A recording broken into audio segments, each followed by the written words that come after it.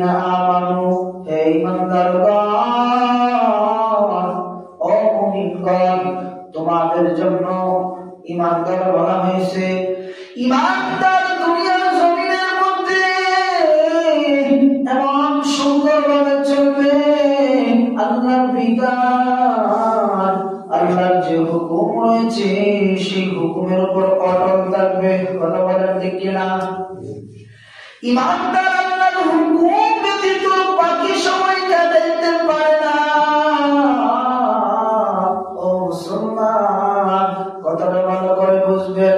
আল্লাহ রাব্বুল আলামিন জানায় দেয়, ইয়া আইয়ুহাল্লাযীনা আমানু, যারা তোমরা ঈমান আনছো, ঈমান আনছো। ঈমান মানে কি? ঈমান মানে কি?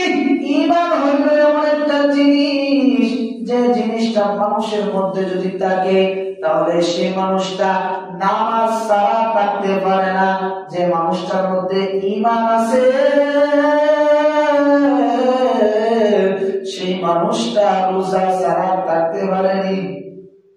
যে মানুষটার মধ্যে ঈমান আছে সেই মানুষটা নামাজ ছাড়া থাকতে পারে না, রোজা ছাড়া থাকতে পারে না, নেক আমল ছাড়া সেই মানুষটা থাকতে পারে না। মুসলমান, এজন্যই আল্লাহ রাব্বুল আলামিন যারা নামাজ পড়ে, যারা রোজা রাখে, যারা নেক আমল করে, যারা খারাপ ভাষায় কথা বলে না, যারা সর্ব অবস্থায় আল্লাহ এবং নবীর তরিকা অনুযায়ী চলে, তাদের জন্য আল্লাহ বলেন, ইয়া আইয়ুহাল্লাযীনা আমানু, ও ঈমানদারগণ। দুনিয়ার প্রত্যেকটা মানুষদেরকে আল্লাহ বুঝাইছেন, ও ঈমানদারগণ, ইয়া আইয়ুহাল্লাযীনা আমানু কুতিবা আলাইকুমুস সিয়াম,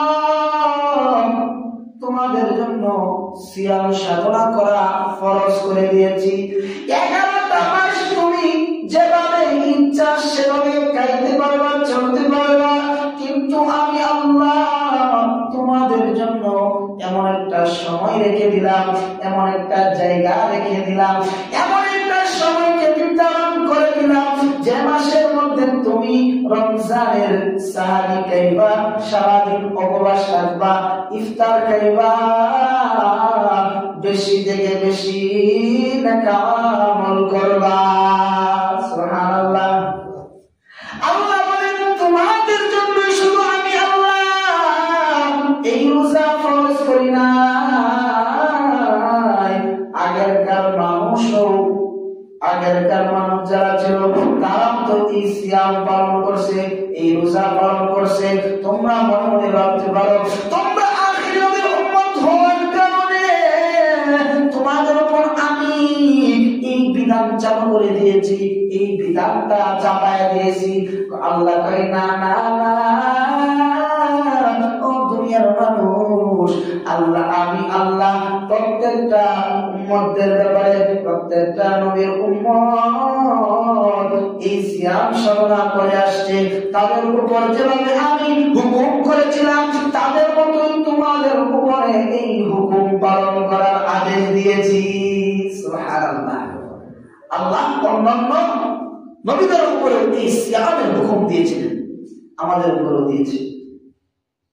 মুহতারাম হাজিরিন, এই হুকুমটা আল্লাহ কেন দিলেন?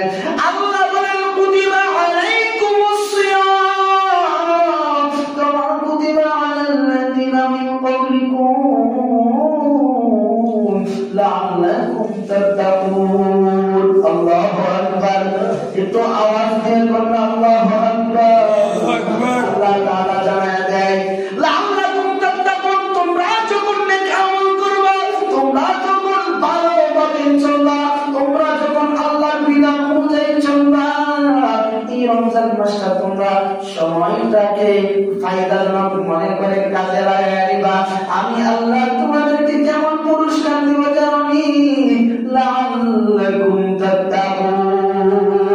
সুবহানাল্লাহ। তাকওয়া অর্জন করতে পারবা, তোমাদের তাকওয়া না, তোমাদের কলবটা, তোমাদের অন্তরটা পরিষ্কার হয়ে যাবে। মুহতারাম হাজিরিন, কথাগুলো ভালো করে বুঝবেন। আল্লাহ তাআলা এই বিষয়টাকে এমন ভাবে জানায় দিয়েছে, ও মুমিন মুসলমান, দুনিয়ার হায়াতে জিন্দেগির মধ্যে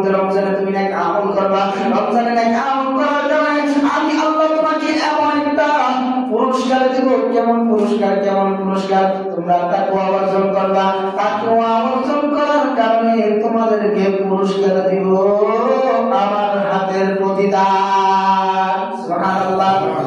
নামাজ পড়ছো, সেই ফলাফল তোমাকে ফেরেশতাদের মাধ্যমে দেওয়া হবে।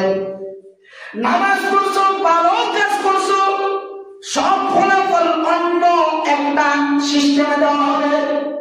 কিন্তু তুমি রোজা রাখার কারণে, ও মুমিন বান্দা, তুমি রোজা রাখছো, রমজানে নেক আমল করছো, তার কারণে আমি আল্লাহ তোমার জন্য পুরস্কার নিজ হাতে দিব। সুবহানাল্লাহ। মুহতারাম হাজিরিন, আল্লাহ এভাবে বান্দাকে মুমিন বলে গণ্য করবে, মুমিন হিসাবে তাকে একটা স্থানের মধ্যে রাখবে, তার সম্মান বড় সম্মানিত হয়ে যাবে, তার সম্মানটা উপরের দিকে বাড়তে থাকবে, উপরের দিকে বাড়তে থাকবে।